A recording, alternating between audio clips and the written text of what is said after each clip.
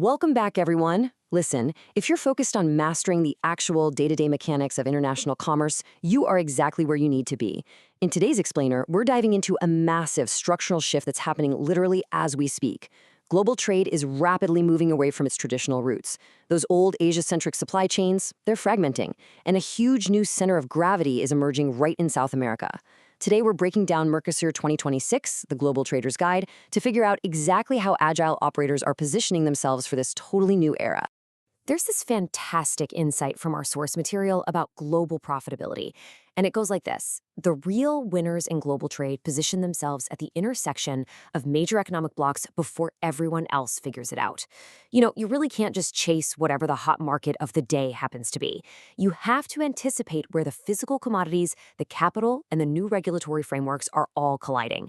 And right now, all of those vectors are pointing squarely at MERCOSUR. $4 trillion. Just let that sink in for a second. That is the combined GDP of the MERCOSUR member states. To put that into perspective, that makes it a larger economic engine than the UK or India. We are not talking about some fringe emerging market here. We're talking about a massive, resource-rich powerhouse that is fundamentally realigning how the entire world sources its most critical raw materials. If you're running a trading desk anywhere from Dubai to Singapore, that number represents a baseline of pure, undeniable opportunity.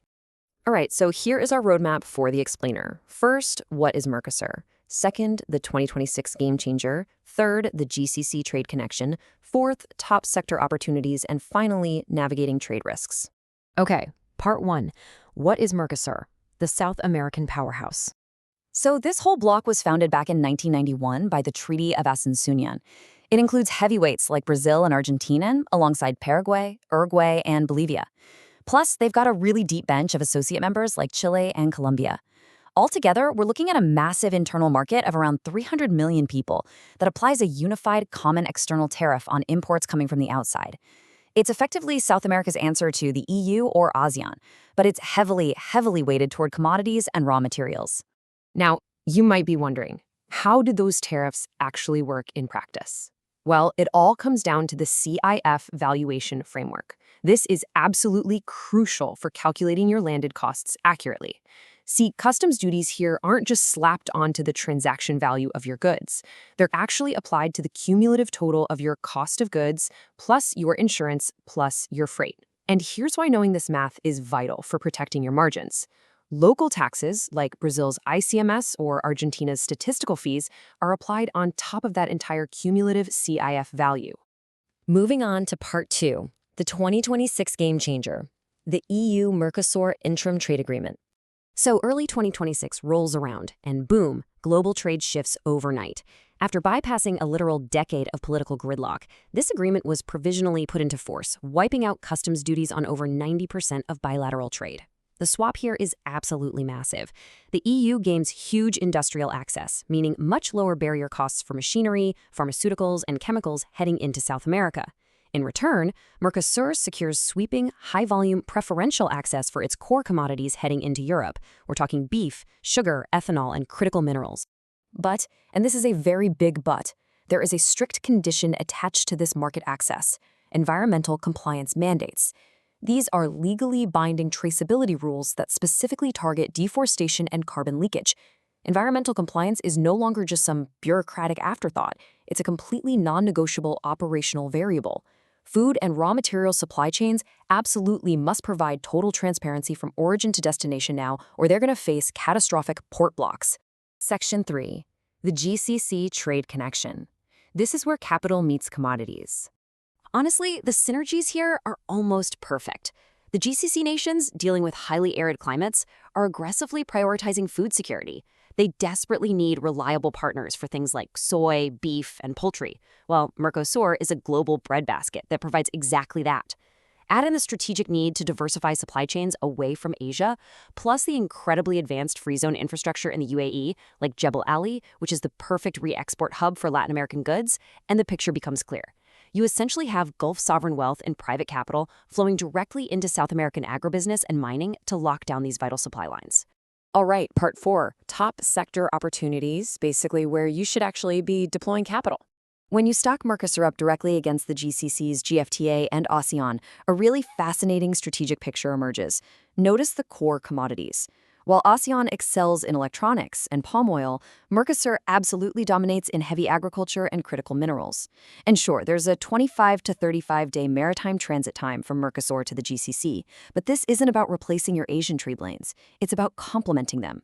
It offers true diversification and massive arbitrage potential through those UAE re-export hubs. So what specific sectors are actually yielding the highest returns? This is where it gets really fun. First up, agribusiness and halal-certified beef. The real trick here is securing long-term sustainable offtake agreements instead of just chasing the volatile spot markets. Second, the lithium triangle spanning Bolivia and Argentina, which is literally critical for the global EV transition. Third, supplying MERCOSUR itself with industrial machinery and agritech so they can upgrade their own infrastructure.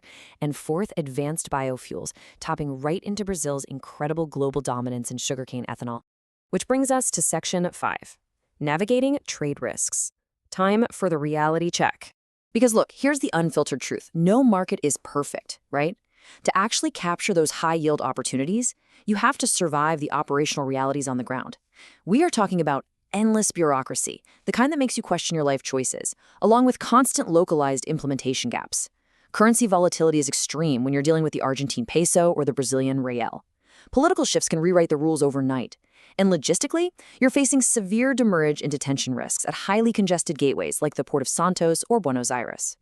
But here is the good news. These risks can absolutely be engineered out of the equation. Take this real-world case study.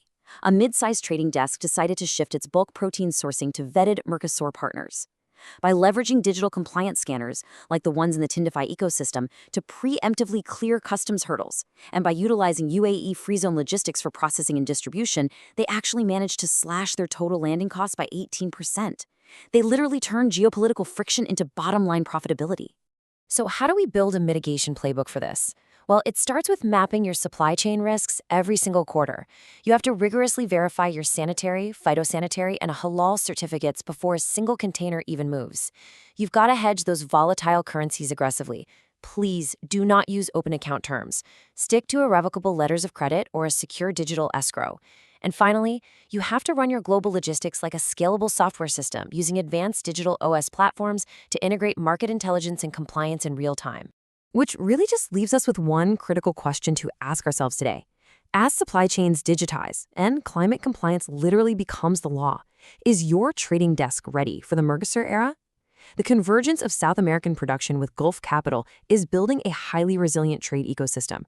By positioning your business at this intersection today, you aren't just executing transactions, you're securing your strategic foothold in the very future of global commerce.